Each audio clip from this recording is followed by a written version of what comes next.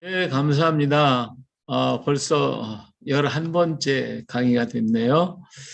저희 손길문화원은 우리 가야사를 통해서 우리 민족의 정체성과 그리고 우리에게 주신 한글을 가지고 세계 복음화에 앞장서려고 노력을 하고 있습니다. 그래서 기도 많이 해주시고요. 우리가 지금까지 한 사역들은 여러 가지가 있습니다. 손길 문화는 하나님의 손길, 그래서 역사 속에서 일하시는 하나님의 손길을 찾아서 지금도 일하고 계신 하나님의 증거를 하고 있습니다. 우리 중심 사역, 우리 민족의 정체성을 깨닫게 해서 하나님께로 돌아가게 하는 그런 작업을 지금 하고 있고요. 한글이 있는 곳에 복음을, 복음이 있는 곳에 한글을 전하겠다고 지금 우리는 생각하고 있습니다. 그리고 우리 사도 도마 성지순례를 하고 있고요.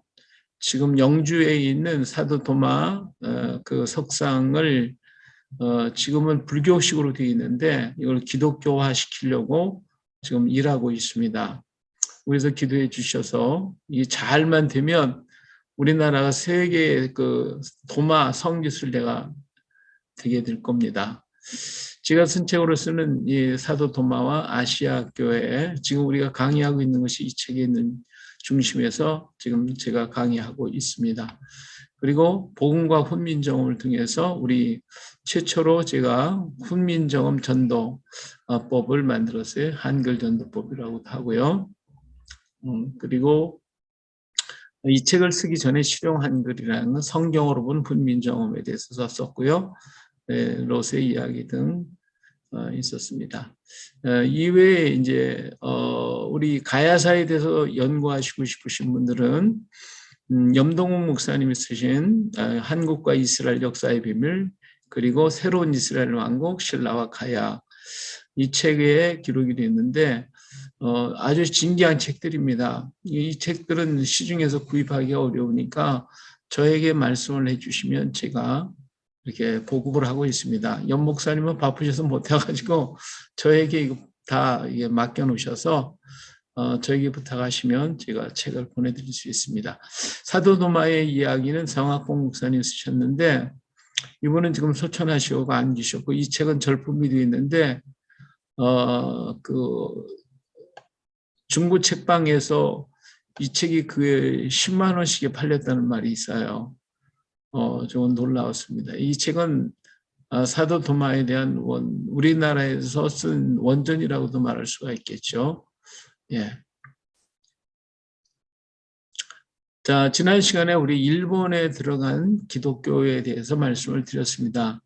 일본에 지금 그 일본에 있는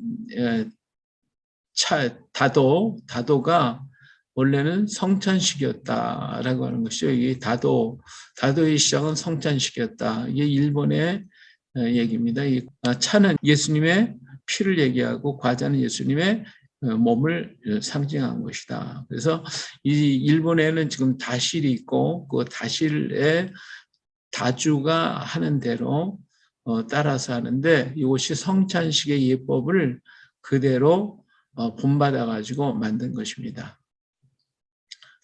그리고 일본의 정월이 되면 3일 동안 포도주와 떡을 나누는 오도스 풍습이라고 하는데 이 풍습은 죽어 다시 태어난다는 의미로서 예수님의 3일 만에 부활하심을 나타내는 의식이었다고 합니다. 지금은 이 풍습이 많이 좀 사라진 것 같아요. 그래서 일본 사람들한테 물어보니까 이것을 잘 모르고 연세가 드신 분들, 그런 분들 중에는 여기를 기억하시는 분들이 있는데 지금은 조금 많이 변경이 되어 있는, 변질이 됐다고 할까요? 예, 그렇게 해서 그런 풍습적인 색깔이 많이 좀 없어졌다, 이렇게 볼 수가 있겠습니다. 그리고 이건 신사에 보면 이렇게 번개불처럼 이렇게 해놓은 게 많이 있어요. 근데 이런 것들이 뭐냐면 이 바람을 상징했는데 여기 보니까 예수 그 예루살렘에 있는 그 모습을 이렇게 상징했다. 뭐 이 얘기를 하고 있는데 이 성령의 그 바람을 상징하기도 하고요. 예, 그래서 모든 신사에 처음에 이것이 있어요. 바람 또는 예, 그런 것들을 상징하고 있고요. 이것도 여기 십자가의 그 상징을 하고 있습니다. 여기 이스라엘에 있는 템플 마크라고 있죠. 이스라엘 성전에 있는 마크가 여기에 이렇게 만들어져 있고요. 자, 여기 있는 것도 보면 이게 토라를 물고 있는 여우를 얘기하고 있는데 이게 토라 담는 그릇이고요. 우리가 그래서 예수님의 토라다, 지저스 토라라고 이렇게 기록이 되어 있습니다. 그리고 여기는 심장을 그린 하트가 여기 들어 있어요. 예, 그래서 이것이 이 하트 마크. 이것도 역시 십자가의 문양을 하고 있고요. 오사카에 가면 사천왕사가 있어요. 사천왕사. 이것이 서기 578년에 소토쿠 태자가 백제로부터 장인 세상을 받아들여서 시덴노지에 건축하게 했고 593년에 완성되었다라고 하는 그런 건물인데 여기에 재미난 게 있어요. 이게 사천왕사라고 하는 것이 이 대판시 천왕사에 있는 건데요. 여기 보면 이 사천왕이라고 하는 의미가 뭐냐는 거예요. 사천왕의 의미가 뭐냐면 여기 보니까 이게 마태, 마가, 요한, 누가 이걸 상징하는 템플이라고 그러잖아요. 그래서 사복음서를 나타내는 것이 바로 사천왕이라는 거예요. 사천왕사. 그러니까 지금 우리가 이게 절이라고 얘기를 하고 절로 이렇게 보고 있는데 원래는 사복음서를 상징한 것이 사천왕사라는 거죠. 그래서 이건 교회였다, 크리스천 처치다 이렇게 일본 학자들이 얘기를 하고 있어요. 제가 얘기하는 게 아니고 일본의 학자들이 이렇게 얘기를 해주고 있습니다. 좀 놀라운 거죠. 우리나라에도 사천왕사가 있었어요. 근데 그것이 지금 훼손이 돼가지고 볼 수가 없는데 뜻이 있었어요. 예, 성덕태자가 건립했던 그리스도교의 사원을 볼 수가 있어요. 여기 보면 이 사천왕사에 있는 이 마크인데 이게 십자가 마크거든요. 예, 이것도 역시 십자가예요. 꽃 십자가. 예, 십자가의 모양을 이렇게 하고 있다. 근데 이쪽 우리는 아시아 쪽으로 온 십자가의 모습을 이건 지금 그림을 좀 늘려놔서 그런데 이 아시아 쪽으로 온 십자가는 이 좌우가 같아요. 예, 네모형으로 돼 있죠. 그래서 우리나라 그 불국사에서 발견된 돌 십자가도 좌우가 똑같아요. 이 다 똑같아가지고 길이가 이 위 아래가 똑같아요. 그래서 처음에는 무슨 십자가가 그러냐고 해서 비난을 많이 했고 그랬는데 이 십자가 형태가 이게 도마의 십자가입니다. 도마의 십자가가 바로 이 위아래 선과 좌우선이 똑같아요. 그리고 그 십자가형이 꽃으로 이렇게 화하죠. 꽃으로 화해가지고 이것도 십자가, 이것도 좌우도 십자가. 그래서 꽃을 화해서 꽃으로 만들어놨어요.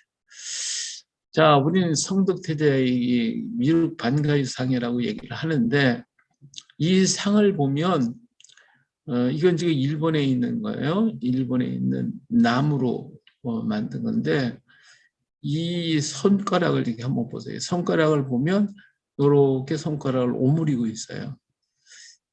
그리고 이건 불교상이라고 하기가 참 어려운 그런 상이에요. 그래서 이것은 우리가 지난번에도 도마석상에서 손가락을 이렇게 하고 있는 모습을 봤죠.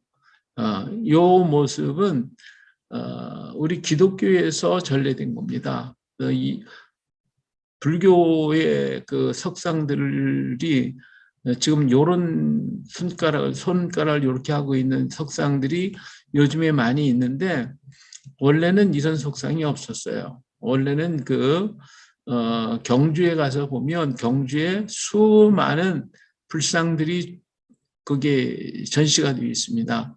근데 그 전시된 옛날의 석상들을 보면 이런 손가락을 이렇게 하고 있는 불상이 하나도 없어요. 전부 다 손을 이렇게 펴고 있어요. 손을 이렇게 펴고 있거나 옆으로 이렇게 있거나 하는 그런 형태이지 이렇게 하고 있는 것은 없어요. 이것은 기독교적인 것이다. 그래서 여기도 역시 마찬가지로 이렇게 손가락을 하고 있는 것을 볼 때에 이것을 불교 것이다. 불교적인 석상이다라고 말하기가 어렵습니다. 이건 기독교적인 석상인 가능성이 짙다라고 말할 수가 있겠죠. 예, 여기에도 보면 이 간의 마물이라고 하는 여기 상인데 이걸 가슴에 이렇게 담고 있어요. 이게 가슴에 이렇게 붙이고 다니는데 이것도 이스라엘 성전에 있는 마크, 요거 마크죠. 이 마크. 이것도 십자가 모양의 마크예요. 이거 귀신이 덤비들지 못하도록 그렇게 하라고 하는 건데 이것도 사천왕사에서 내려오고 있는 그러한 유물 가운데 하나입니다. 그리고 이 사천왕사에 있는 그 그림들을 보면 여러 그림들이 쭉 있는데 이 그림들이 전부 다 문양이 아주 놀라워요. 전부 유대인적인 것인고 그다음 기독교적인 그런 문양으로 가득히 차 있는 것을 볼 수가 있습니다. 이걸 자세히 보면 요 마크는 다윗의 마크죠. 다윗의 마크. 다윗의 마크가 그려져 있어요. 이런 것들은 삼위일체를 상징했다고 여기 얘기를 하고 있고요. 이거는 십자가의 형태, 경교의 십자가 형태라 이렇게 얘기를 지금 하고 있어요. 이것이 다윗의 마크잖아요. 다윗의 별. 다윗의 별이 여기 이 그림 속에 나타나 있는 문양들이 전부 다 기독교적인 문양이 기록되어 있고 유대교적인 문양이 여기에 기록이 되어 있는 것을 볼 수가 있습니다. 자, 여기도 보니까 꽃무늬 십자가가 여기 이렇게 다 있죠.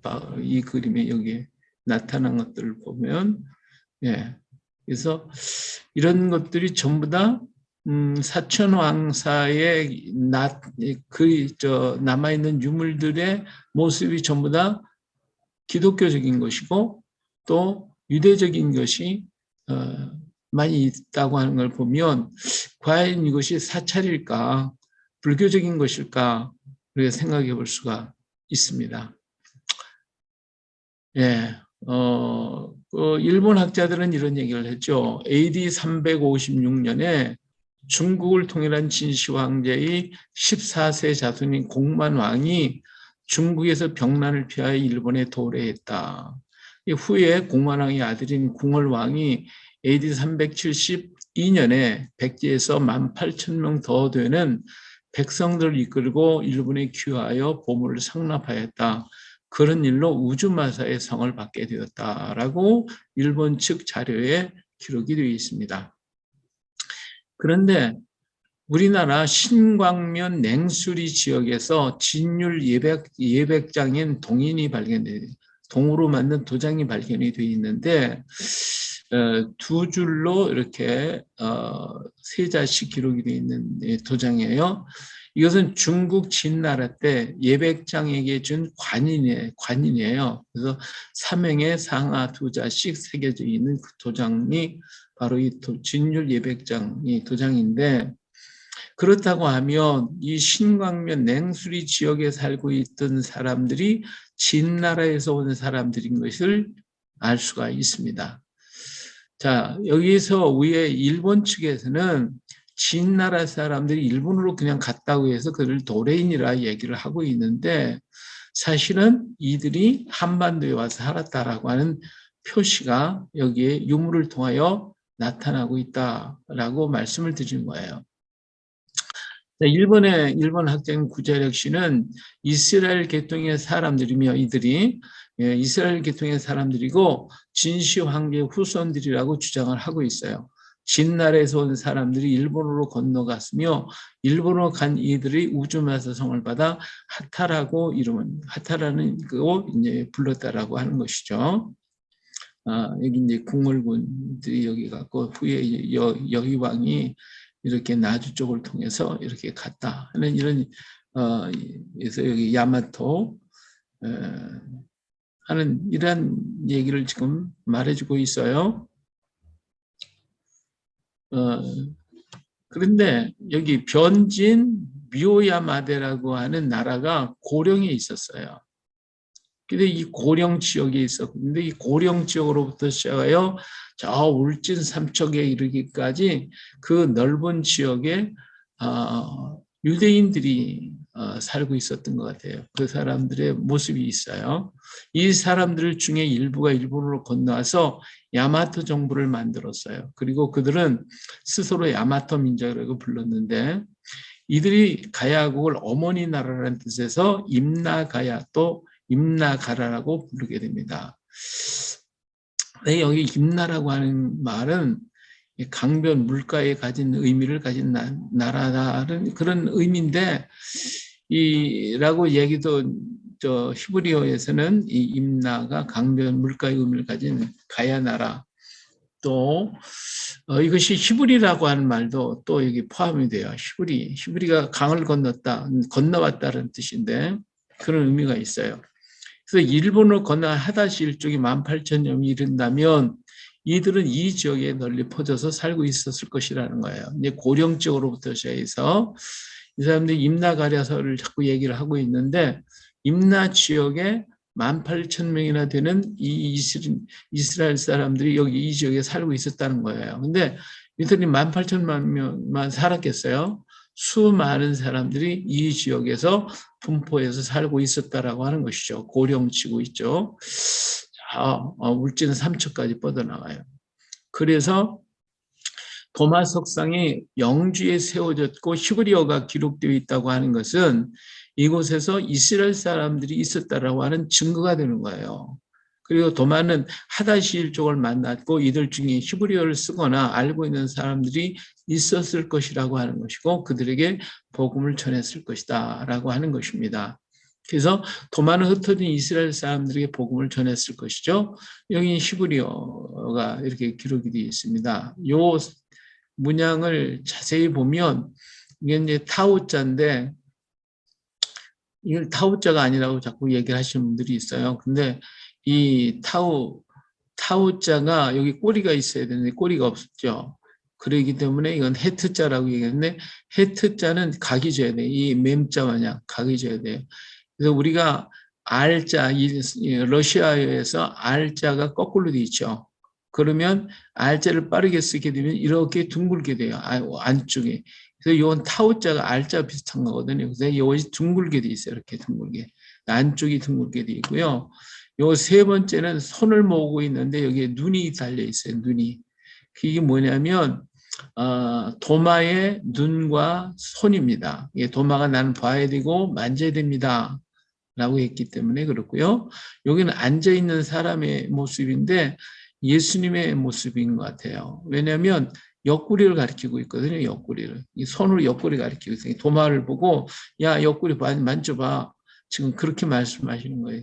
이 도마가 나는 보고 만져야 됩니다. 그러니까 예수님이 내 옆구리를 가리키면서 자 옆구리 봐봐 이렇게 하고 있는 그런 모습을 여기에 담겨 있는 것이고요. 이 손도 역시 이렇게 인사하고 있는 그런 손으로 만들어져 있는 것을 볼 수가 있어요.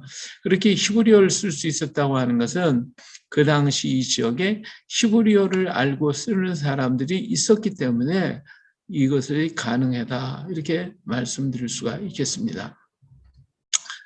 자, 일본의 그 교토에 가보면 우주마사라고 하는 곳이 있어요. 우주마사. 이 우주마사에 보면 여기에 대한 그 유래를 전부 다 기록되어 있는 현판이 이렇게 붙어 있습니다. 전에는 이게 나무 현판에다가 이게 목으로 다 써놨는데 요즘에는 이렇게 새롭게 깔끔하게 만들었더라고요. 근데 여기 보면 이 삼주돌이라고 하는 것들이 있는데 이 삼주돌이가 이에 대해서 뭐라고 얘기하냐면 요 가에 보니까 여기 보니까 경교라고 얘기를 해요. 경교. 그러면서 그리스도교다. 예? 그리스도교라고 이렇게 일파엔 네스토리오스파라고 얘기를 해요. 네스토리 교단 교파라고 얘기를 해요. 그리스도교인데 네스토리 파다 경교의 유적지일 것이다. 이렇게 지금 여기는 써 있어요. 자, 바로 이거입니다. 일본의 대부분 이게 문을 돌이라고 얘기를 하는데 문이 기둥이 2개밖에 없거든요. 근데 여기는 3개가 있어요. 3개가 있고 가운데에 돌무더미를 쌓아놓고 거기에다가 아까 봤던 그 번개불 같은 거 바람 요 표시를 딱 해놨어요. 이것은 뭘 상징이냐면 삼위일체를 상징하고 여기가 하나님의 보좌라는 거예요. 이 하나님의 보좌. 이 삼주돌이가 일본에 유일하게 이렇게 만들어져 있어요. 그리고 이 삼주돌이에서 여기 이제 그 삼주돌이에 대한 여기 다윗의 문양이 이 안에 있고요. 이런 것들을 여기 이제 뭐라고 써 있냐면 이 삼주돌이는 다비드 문양으로 되어 있다. 교토의 우주마사에 있는 잠사는 천황의 해안교를 만들기 이전부터 창건되어 지금까지 지배하고 있던 도래인 호족인 하다시 일족의 양잠과 직물의 신을 모신 것으로 것이 최초라고 한다. 여기서 이 사람들은 항상 이 도레인이라는 말을 써요. 도레인. 그래서 한반도에서 건넜다는 말이 싫어서 도레인이라는 말을 써요. 본전 앞에 그 연못이 있는데 삼주돌이 삼각강을 조업한 교토의 삼주돌이 중 하나다. 이 삼주돌이는 이게 이제 여기로 와야 되는데 잘못됐네요. 이게 지금 이게 이런 별과 이런 별이 이렇게 합쳐진 육각형의 다윗의 별로 되어 있다. 이 도리돌에 이 마크가 있다. 그랬어요. 그러니까 이건 완전히 뭐 유대교적인 것이 아니라 유체적인 것이면서 그런데 이것이 기독교라는 거예요. 기독교. 이게 참 놀랍잖아요. 여기 이제 바로 그것인데 이 아까 이 안쪽에 삼주도리가 있으면 이 안쪽에 삼주도리가 있고요. 여기에서 물이 흘러나와서 일로 들어와요. 그래서 이걸로 베데스다 못이라고 얘기를 해요. 이 베데스다 못이라고 그러는데 여기에서 세례를 받아요. 세례를 받던 세례탕입니다. 세례받던 것이고 지금도 여기를 베데스다 못이라고 해서 하지 때가 되면 여기 와서 여기 지금은 이제 물이 없어요. 근데 이제 하지 때에 물을 담아 놓는데 사람들이 이때 여기 와가지고 몸을 닦으면 병이 안 걸린다는 거예요. 그런 얘기가 전해져 오고 있어요. 그래서 여기를 베데스다 못이라고 그러고 세례를 주던 곳이었다 이렇게 말을 하고 있어요. 여기서 좀 떨어진 곳에 보면 우물이 하나 있습니다. 이게 우물의 그 벽인데 여기에 보니까 이사라 우물이라고 썼어요. 이사라, 이사라 우물이에요. 이 이사라라고 하는 것은 이스라엘이라는 뜻이에요. 이스라엘 우물이라고 하는 것이고요. 여기에 보면 이 다박국 신사라고 이렇게 했는데 이 다박국 신사가 다윗을 가리킵니다. 이 다윗을 상징한 신사가 여기에 또 있어요. 그래서 이 마을 전체에 삼주돌이로부터 시작해서 하나님의 보좌에서 물이 흘러나왔다라고 하는 의미를 포함해가지고 여기에 베데스다 연못이 있고 여기가 세례를 줬던 곳이고 이스라엘 우물들이 있고 다윗의 신사가 있고 이 신사라고 보다는 옛날에는 교회였다라고 말할 수가 있겠죠. 자, 이런 것들을 우리는 가서 볼 수가 있습니다. 자, 이들은 기독교도들이었어요. 진시의 유서에 경교라고 기록되어 있는데 사실 경교는 중국에서 635년에 시작이 됩니다. 그런데 이 하다시들은 356년이나 372년이거나 더 일찍 간 사람은 BC 20년 이전에 여기 간 거예요. 이 하다시들이 움직인 것이 아주 일찍 간 사람 20년, 그리고 BC 20년경, 그리고 아니면 356년에서 372년경에 넘어간 사람들입니다. 그런데 우리나라 봉평과 냉수위에 524년과 503년경에 세워진 비들이 있는데 이들은 경교들이 아니에요. 경교들은 벌써 635년에 시작이 됐으니까 경교가 제대로 이렇게 움직였다면 700년에서 800년대 사이가 번성을 하게 되는데, 그런데 이 사람들은 그 이전에 벌써 건너갔고요. 여기 봉평리 냉수리변에 보면 524년과 503년경에 세워진 걸로 보고 있는데, 이게 냉수리 봉평비인데, 자, 이제 일본 학자들이 이 하다시는 중앙아시아를 거쳐온 기독교인들이었다. 이들은 이스라엘에서 믿었던 사람들이라는 거예요. 믿었던 사람들이 넘어왔다. 이런 얘기를 하고 있는 겁니다. 이것이 이제 중앙아시아에서 발견된 이게 십자가 모양인데 위 아래가 다 거의 다 똑같고 양 가해가 좀 넓은 것이 특징입니다. 이게 도마의 십자가 형태예요. 자, 근데 기독교인들이 퍼지기 시작한 곳은 에데사입니다. 에데사에서 시작이 됐어요. 지금 아브라함이 지났던 하란 위쪽에 있는데 지금 터키 땅이죠. 에데사가 에서 도마가 보낸 아따이라는 사람이 선교를 시작을 했죠. 그리고 이 지역에 네스토리우스가 이 지역으로 도망을 오게 됩니다. 피난 오게 되죠. 이 네스토리우스는 431년에 에베소 공의에서 이단으로 정죄를 받았고 435년에 축출을 당해서 도망을 다니다가 451년에 이집트 이비스에서 죽게 됩니다. 이 사람들이 도망다니다 어디로 갔냐면 에데사로 도망합니다.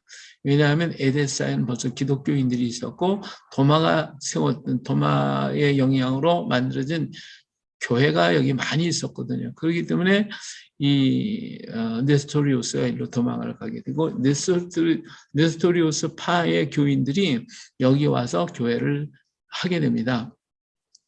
그리고 이 당시에 이 에데사 지역에 있는 나라가 로마와의 관계가 좋지를 않았어요. 로마하고의 다툼이 있었어요. 그래서 이것 때문에 이 기독교인들이 박해를 받기 시작을 했어요.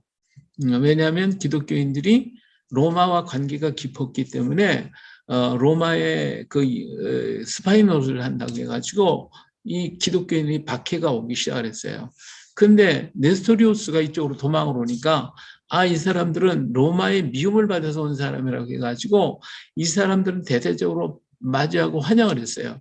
그러나 거기에 본래 있었던 기독교인들은 핍박을 하고 네스토리우스는 환영을 하게 되니까 본래 있었던 기독교인들이 그 다음에 도망온 네스토리우스 파는 신자가 얼마 없어요. 작은 사람들이에요. 그러니까 이 사람들은 환영을 받으니까 이 사람들이 핍박을 받는 그 사람들 속에 같이 들어가면서 함께 연합을 하게 되는 거예요. 그래가지고 이제 도마파가 아니라 네스토리우스파가 되도록 했어요. 이제 이것 때문에 갈등이 생겨가지고 우린 그렇게 할 수가 없다. 우린 그렇게 하겠다 해가지고 둘로 나눠지게 되고 여러 파로 또 쪼개져 나가기도 합니다만은 어쨌든 이 사람들이 에데사에 와가지고 번성을 해요. 그래가지고 신학교를 짓고 여기서 400년대 후반에 신학교를 짓고 그 다음에 여기서 선교사들이 엄청나게 많은 사람들이 퍼져나가게 되는데 이들이 중국 땅에서 이들이 이제 중국 땅으로 온 것이 이제 635년 당나라 당태종 때 알로벤 선교사와 20여 명이 이 중국으로 가서 경교가 시작이 되죠. 그리고 이 당태종은 이 알로페스 선교사와 3년 동안 성경 공부를 하다가 거기서 변화돼 가지고 그래서 이 사람이 예수를 믿게 되고 전국에 교회를 시켜 되어지고 기독교가 퍼져나가게 됩니다. 바로 이때가 7, 800년대에 아주 굉장히 번성을 했죠. 근데 이 당시 신라와 일본의 청년들이 당나라에 유학을 와서 기독교를 접하게 되는 거예요. 접하게 돼요. 그래서 이 중앙아시아로부터 시작해서 이 중국에 건너왔던 이 성경이 있어요. 여기 도낭에서 발견된 이 성경인데 이 지금까지 얘기한 한 10권이 된다고 그래요. 10권이 있는데 그중에 4권이 행우서원이라고 하는 오사카에 있는 행우서원 개인 박물관에 있어요. 그래서 저희가 여기를 방문을 했어요. 그래서 아무나한테 보여주지 않는데 이걸 한 달 전에 예약을 해야 돼요. 여기 가서 이것을 보고 했는데 사진을 찍지 못하게 만들어가지고 내용은 다 찍지를 못했습니다만은 하여튼 여기에 4편이 복원되어 있어서 저희들이 4편을 본 적이 있습니다. 예. 자, 그때에 일본의 진원종을 지금 전파했던 공호라고 하는 사람이 있어요. 근데 이 사람이 원래 당나라에 유학을 온 청년입니다. 유학을 왔어요. 그래서 기독교 복음을 이렇게 받아들이고 이게 너무 좋은 거예요. 그래서 자기가 일본으로 가지고 들어갔어요. 일본으로 이제 가지고 들어갈 때 기독교를 가지고 들어갔으면 얼마나 좋겠어요.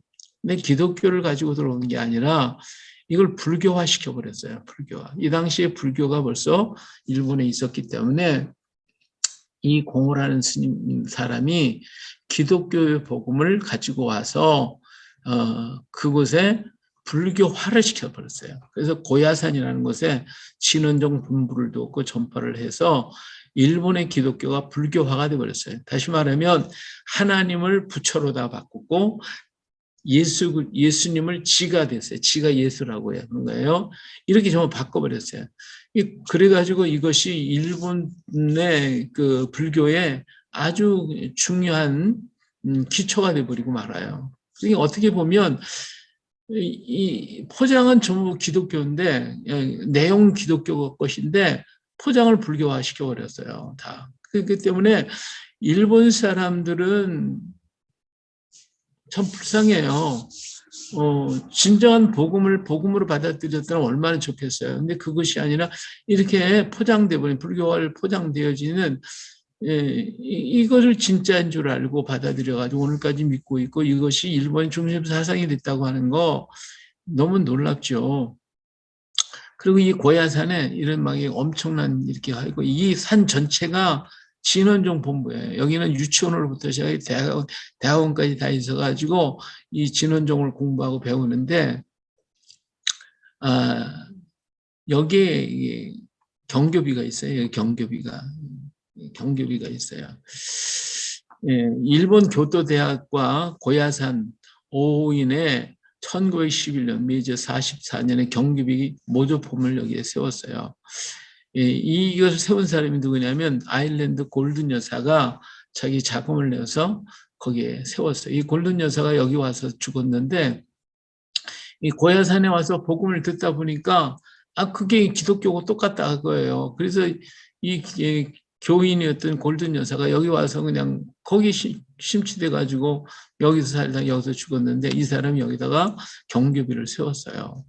골든 여사가 1917년에 우리 한국 땅을 지나갔는데 한반도를 지나가는 1917년에 금강산 장안사에다가 경교비 모조비를 세웠고 그리고 지금 그 숭실대학교 한국기독교박물관에 모조 탁본이 전시되어 있어요. 이게 경교비거든요. 경교비인데 이 탁본이 지금 숭실대학에 있는데 금강산에 있어요. 금강산에 모조비가 있어요. 바로 이건데요. 탁본이에요. 근데 한국에도 지금 경교비가 있어요. 예. 경교비죠. 우리 이경훈 목사님이 경교비를 갖다가 원본 경교비를 가져다가 그대로 만들려고 하셨는데 중국에서 그렇게 만들지 못하게 만들어가지고 조금 틀리게 만들었지만 그러나 거의 비슷하게 만들어서 지금 수원에 여기 기독교 박물관 만들어 놓으셨는데 그 안에 옛날에 절간이었던 곳을 사셨어요. 그래가지고 여기에 전시를 해놨고 신약관, 구약관으로 만들어 놓으셨는데 한번 기회 있으시면 가보시면 아마 굉장히 도움이 되실 것입니다. 그래서 지금 우리나라에 아주 거의 진품과 비슷한 경교비가 수원에 있다. 물론 다른 곳에도 또 있어요. 근데 그건 좀 많이 틀려요. 자, 그렇기 때문에 하다시 일종은 가야를 통해 복음을 받았을 것이고 이 복음을 가지고 일본으로 가서 믿음을 지켰을 것입니다. 그래서 일본의 다도, 교토의 우주마사당, 기독교 유적들은 경교 이전의 것이고 가야의 영향으로 일본으로 전파된 것으로 보는 것이 타당합니다. 근데 일본 학자들은 이것을 인정하려고 하지를 않죠. 그리고 한반도에서 넘어갔다는 말을 싫어해서 그냥 도레인이라고 하는 그런 말을 쓰고 있습니다. 자, 그러면 우린 포항에 가면요. 연호랑과 세오녀의 상이 이렇게 있어요. 보신 분이 있는지 모르겠습니다. 이 연호랑과 세오녀 상입니다. 그 연호랑과 세오녀가 제8대 아달랴 왕 주기 4년, 신라를 얘기해요. 제8대 아달랴 왕 주기 4년 157년입니다. 동해 바닷가에 연호랑과 세오녀 부부가 살고 있었습니다. 근데 어느 날 연호랑이 바다에 나가 미역을 따고 있는데 갑자기 바위 하나가 나타나더니 그를 싣고 일본으로 건너가요. 이것을 본 그 나라 사람들이 이는 보통 사람이 아니다 하고 그를 세워서 왕을 삼았는데 한 작은 고래 왕을 삼았다는 거예요. 근데 세오녀는 연호랑이 떠났어요. 세오녀는 남편이 돌아오지 않는 것을 이상히 여겨서 바닷가에 나가 찾아봤더니 남편이 벗어놓은 신발이 있었어요. 그것을 보고 거기서 그냥 기도를 했는데 그랬더니 바위가 또 왔어요. 그래서 그 바위에 올라탔더니 그 바위도 또한 그녀를 싣고 전과 같이 일본으로 갔어요. 그래서 그 나라 사람들이 놀라서 이상히 여겨 왕에게 아뢰었더니 여기서 부부가 만나게 되었고 그녀를 세워서 귀비를 삼았다. 이런 내용이 삼국유사에 기록이 되어 있습니다. 그러면서 이때 그런데 이제 문제가 하나 생겼는데 뭐냐면 이때 신라에서는 이들이 떠나고 나서 신라에서는 해와 달의 광채가 사라졌어요. 그래서 일자가 아뢰기를 해와 달의 전기가 우리나라에서 내렸었는데 지금 일본으로 가버렸기 때문에 이런 괴이한 일이 생긴 것입니다. 라고 했어요. 왕이 사자를 보내서 두 사람을 찾으니 연호랑이 말하기를 내가 이 날에 온 것은 하늘이 시킨 일인데 지금 어찌 돌아갈 수가 있겠는가. 그러면서 돌아가지 않고 그러나 내 아내가 짠 고운 비단이 있으니 이것을 가지고 하늘에 제사를 드리면 될 것이다 하고 비단을 내주었어요. 그래서 사자가 그 비단을 가지고 돌아와서 이 사실을 왕에게 얘기를 했더니 거기에 기록된 대로 그 말대로 제사를 지냈어요. 그랬더니 해와 달이 전과 같이 밝아졌어요. 그래서 임금님은 그 비단을 창고에 간직하여 국보로 삼고 그 창고를 귀비고라 했다. 그리고 하늘의 제사 드린 것을 영일년 또는 도기야라고 했다. 이런 내용이 여기 기록이 되어 있습니다. 이게 연호랑과 세오녀에 대한 이야기입니다. 옆에서 본 것이고 이 뒤편에 이 내용이 기록이 되어 있습니다. 바로 여기에요. 여기 세오녀상 이게 만들어 놓은 것이 내용이 여기 있어요. 그리고 여기에 보면 여기에 이제 연호랑과 세오녀를 위한 테마파크를 만들어 놨어요. 여기 전망대를 만들어 놓고요.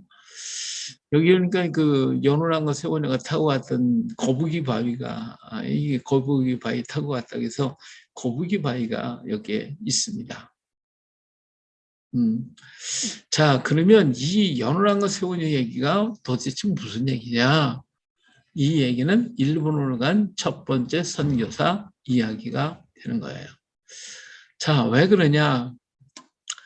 사신이 와가지고 연호랑을 만나서 돌아가자 그랬더니 연호랑이 뭐라고 하냐면 여기 천사여냐라고 말을 썼어요. 내가 이 나라에 온 것은 하늘이 시킨 일인데 지금 어찌 돌아갈 수 있겠는가? 그렇죠? 하늘이 시킨 일이라는 거예요. 네? 이것은 일반적인 얘기를 할 수가 없어요. 뭐 부처가 뭐 시켰다든지 뭐 했던 할 수 있지만 이거는 기독교적인 것이지 이건 불교적인 것이 아니고 다른 색채가 아니란 말이에요. 이건 하늘이 시킨 일이다. 그리고 이때가 100년대였으니까 뭐 불교도 들어오지 않았을 때였고 그래서요. 그래서 그 비단을 줬다고 그랬어요. 그러니까 이 세오년은 비단을 잘 짜는 사람이었어요. 비단을 잘 짰어요. 그래서 이 비단을 내줄 테니까 이걸 가지고 가면 없었던 해와 달이 다시 뜰 거다. 이 얘기는 뭐냐면 해와 달, 그러니까 신라가 지금 굉장히 어려움을 겪었다는 거예요. 해와 달이 이 두 사람이 떠나고 나니까 신라의 경제적인과 모든 문제가 너무 어려워져서 힘들게 됐어요. 그래서 데려오라고 그랬더니 내가 이 날에 온 것을 하늘이 시킨 일인데 내가 못 돌아갑니다. 그리고서 비단을 줬거든요.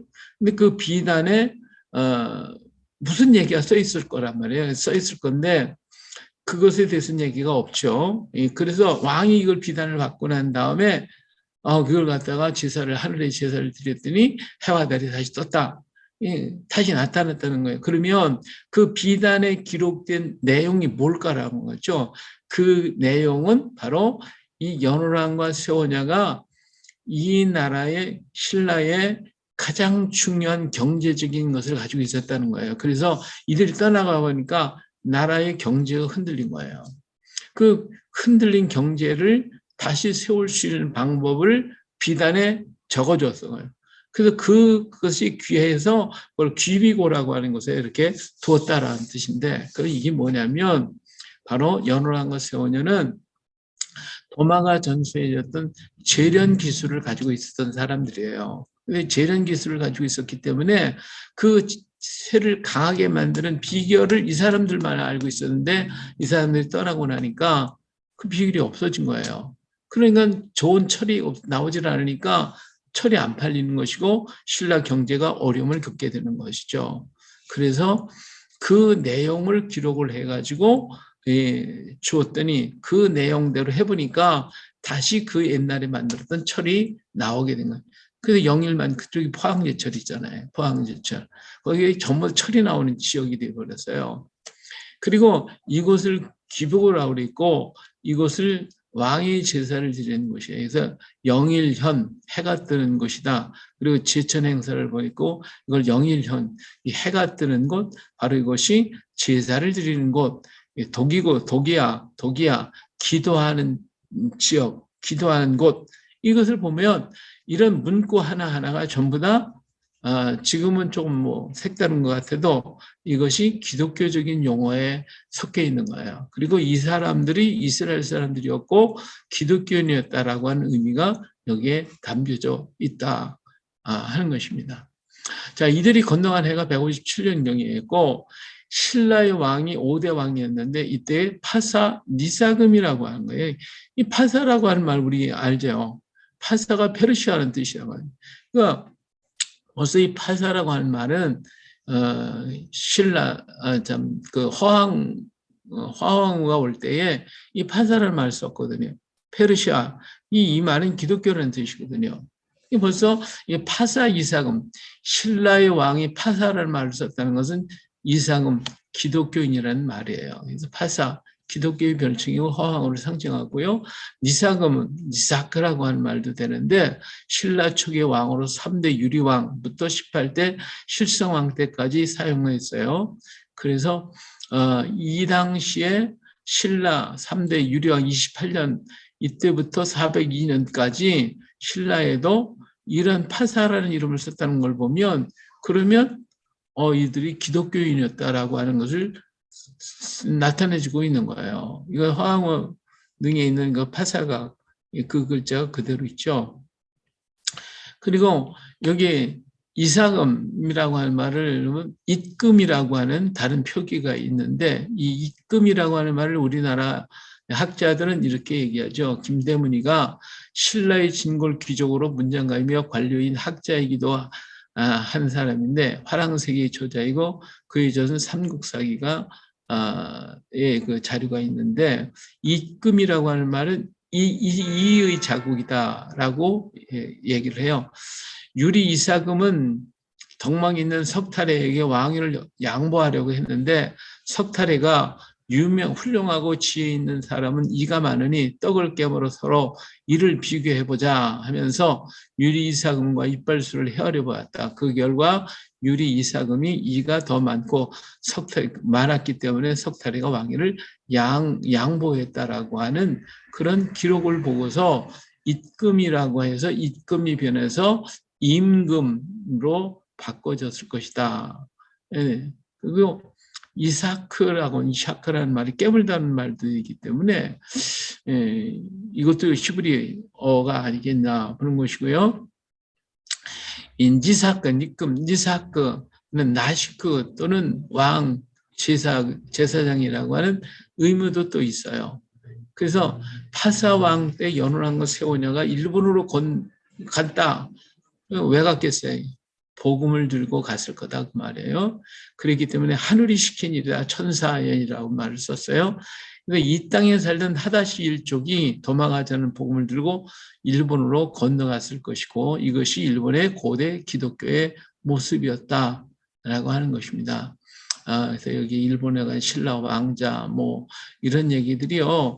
아까 그 연호랑과 세오녀의 그 테마파크에 가보면 이런 전시가 많이 되어 있어요. 이런 것을 보면 그 당시에 파사 이사금이 이런 것들을 볼 수 있는데 우리 고대 문서의 삼국사기 신라 역사 5대왕 파사 이사금 편에 보면 실직곡국 읍집벌국의 잦은 영토 분쟁이 일어나고 있었다.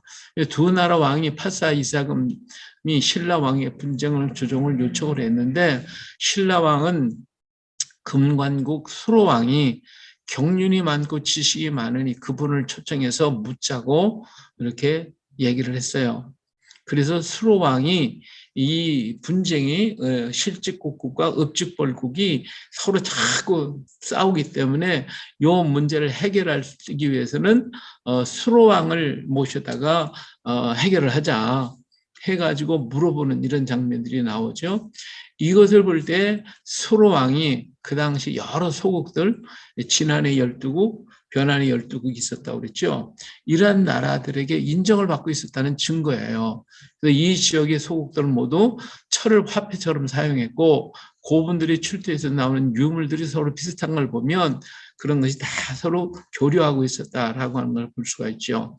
그래서 김수로 왕과 허왕호를 통해 이들이 복음이 자연스럽게 전파되었을 것이고 그래서 신라도 파사왕 또 기독교인이라고 하는 표시가 거기에 나타나 있다라고 볼 수가 있어요. 그래서 이런 일로 연호랑과 세오녀가 복음을 들고 일본으로 들어갔다는 말은 자연스러운 것이고요. 일본에서 종군 목사로 와서 사역을 했던 케니 요선 목사라는 분이 일본의 지장대 예수라고 하는 저서를 썼는데 일본에 199년에 복음이 들어왔다라고 주장을 하고 있어요.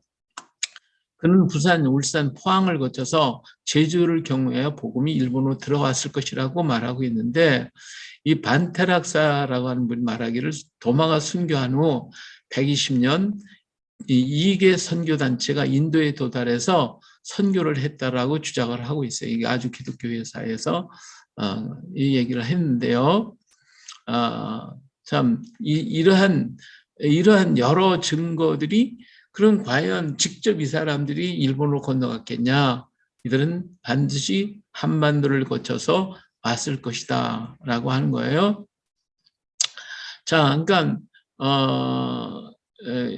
이 사람들이 그 인도에 와서 선교한 때가 170년이니까 그가 백제나 가야를 거쳐 일본에 건너간 때가 199년이라는 말을 일리가 있는 얘기다라는 거 하는 거예요. 이외에 다른 증거들을 보면 1988년 1월에 경북 울진군 죽변면 봉평리에서 비문이 하나 발견이 됐어요. 이 비는 524년 정월 15일에 세웠는데 여기 보면 소를 잡아서 제사를 드렸다는 기록이 있어요.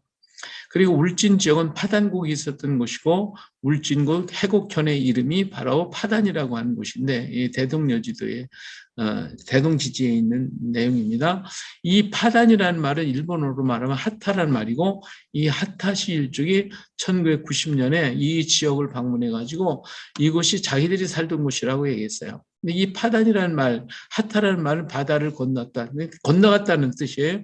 근데 다시 말하면 히브리라는 말과 같은 말이다 그 말이에요. 히브리라는 언어. 이 히브리라고 하는 말은 어디서부터 시작이 되냐면 셈의 아들 에벨의 뜻이 강을 건넌 자, 즉 유브라데스 강을 건너온 자라는 말에서 히브리라는 말에서 나오기 시작했잖아요.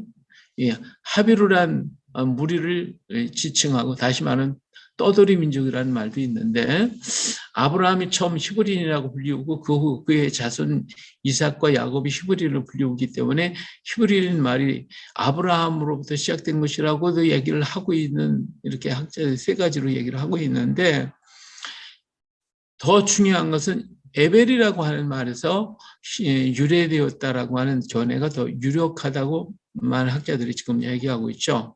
이 에벨은 창세기 10장 21절에 셈은 에벨을 온 조상의 자손의 조상이요라는 표현이 아주 특별한 의미를 가지고 있어요. 왜냐하면 셈의 후손은 아르박삭셀라, 에벨 이렇게 나오거든요. 그리고 그 밑으로 벨렉과 욕단이 나오는데 갑자기 셈이 에벨로 떠요. 여기서 아르박삭셀라 다 치우고 갑자기 셈이 에벨로 넘어와가지고 에벨 자손의 조상이라고 하는 기록을 했다고 하는 것은 에벨이 중요한 하나님의 어떤 섭리가 있었고 이 에벨이라는 말은 히브리라는 말이기 때문에 그래서 여기에서 두 아들이 나왔는데 벨렉과 욕단이라고 하는 두 아들이 나와서 벨렉계 히브리인과 욕단계 히브리 있다라고 말할 수가 있겠죠. 이 벨렉은 르, 수룩, 나홀, 데라, 아브라함과 나홀과 하란 이런 자녀들이 이렇게 이어져 가고 있고요. 욕단은 알모닷, 셀렙, 하살맛, 예라, 하도람, 우살, 디글랏, 오발, 아비마엘, 스바, 오빌, 하윌라, 요밥 이렇게 얘기하면 그들이 거주하는 건 메사에부터 스발로 가는 길의 동쪽 산이었더라. 이들은 셈의 자손이 그 족속과 언어와 지방이 나라대로 했더라 라고 하는 말을 하고 있어요. 그래서 벨레겔은 나타난 히브리인이고 욕단은 숨겨진 히브리인이라고 말할 수가 있겠죠.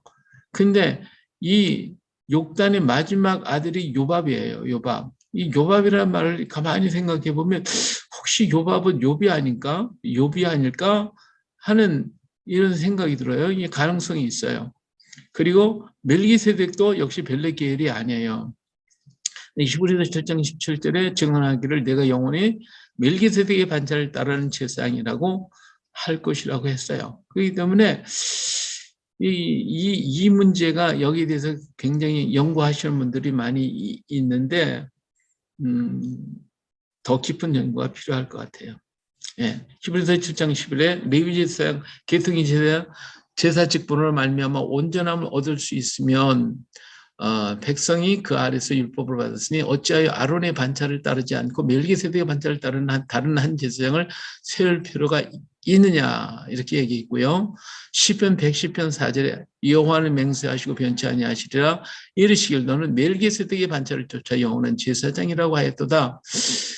그러면 왜 우리는 벨렉 계열에서 제사장이 영원한 제사장이 되어야 되는데 벨렉 계열이 아닌 다른 계열에서 영원한 제사장 멜기세덱의 반차를 따라서 제사장이 될 것이냐.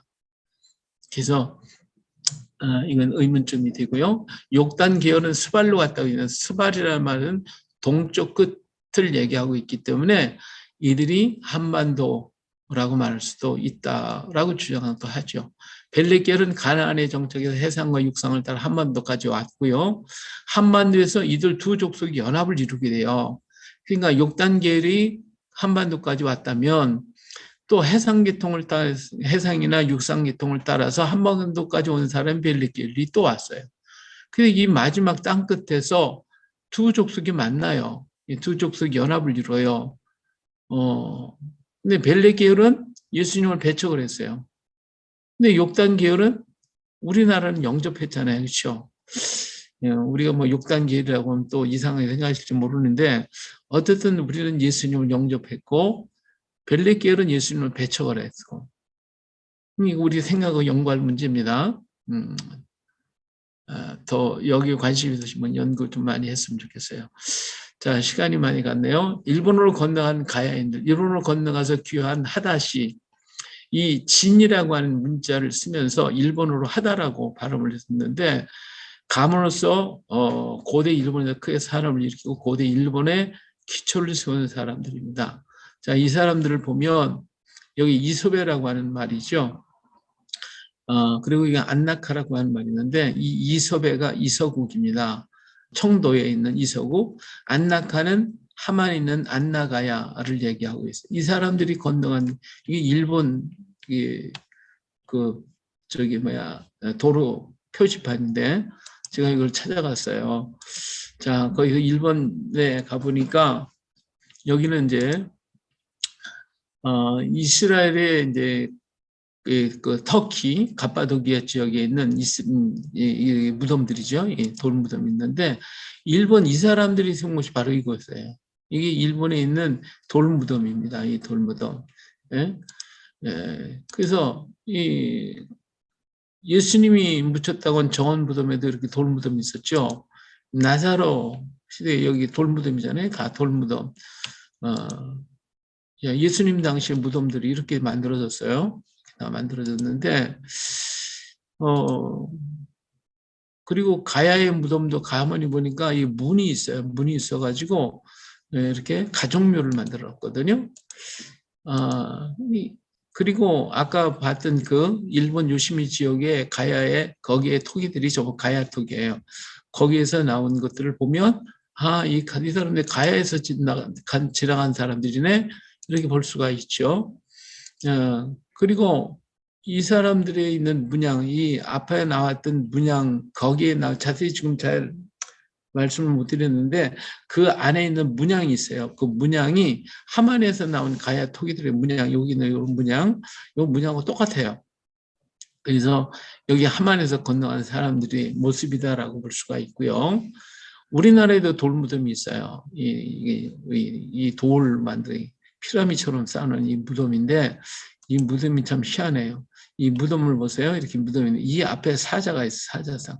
우리나라는 사자상을 만들면 안 되겠죠. 호랑이 해야 되는데 이건 유대인을 상징하는 것입니다. 그리고 여기에 무덤이 있는데 이 안에 이 구멍이 하나가 뚫려 있어요. 왜 구멍 뚫었는지 도저히 이해를 못해요. 알 수가 없어요. 그런데 우리는 알 수 있죠. 이거 이스라엘의 무덤이거든요. 이스라엘 예루살렘에 있는 무덤이에요.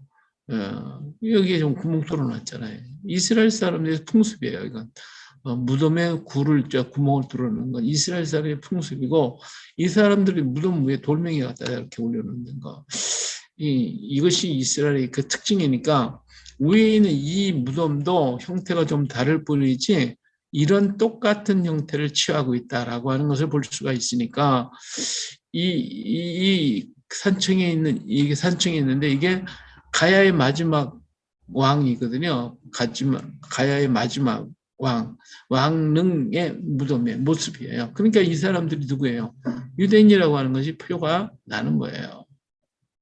그리고 이건 이스라엘에서 나온 거고 이건 가야에서 나온 건데 여기에서 모양은 좀 다르죠.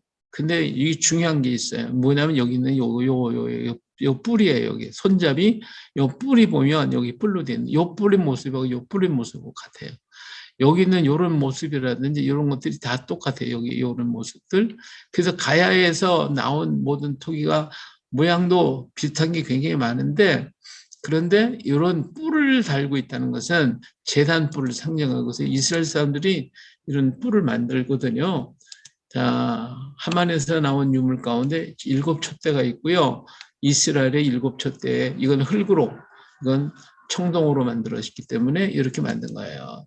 그리고 이 가나안 땅에서 나온 7등잔, 이렇게 흙으로 만들었어요. 이거 아라가에서 나온 7등잔, 똑같잖아요. 그리고 이스라엘의 메누라가 가야의 왕관에 이 양쪽에는 조금 줄여놓으면 다 이렇게 됐잖아요. 이렇게 모습이 다 같아요. 네, 시간이 없으니까 그냥 대충 보여드릴게요. 이 합천에 가면 이 박물관에 있는 옥이 여기가 합천이 옥이 많이 구약 옥인데 이 옥이 많아요. 이 옥이 굉장히 많아요. 이 옥으로 만든 구슬들 목걸이 굉장히 많아요. 근데 일본에 이 같은 하만에서 나온 합천에서 나온 이 구야국에서는 이것이 있어요. 이렇게 옥이 있어요. 근데 이 옥을 그 일본 사람들이 장식으로 많이 달고 있는데 이 곡을 우리는 고곡이라고 그래요. 고곡. 근데 여기 일본 사람은 야사카의 고곡이래. 야사카라. 야사카의 고곡은 고대 일본인이 마귀를 취한 부족으로 지니고 있었다. 오늘날 3종의 신기 중에 하나로 야사카이지만 일본어로는 특별한 의미가 없어요. 그러나 히브리어서 야사츠카라는 말은 하나님을 보다는 의미의 단어로 알 수가 있어요. 그래서 이것도 이스라엘의 상징이다.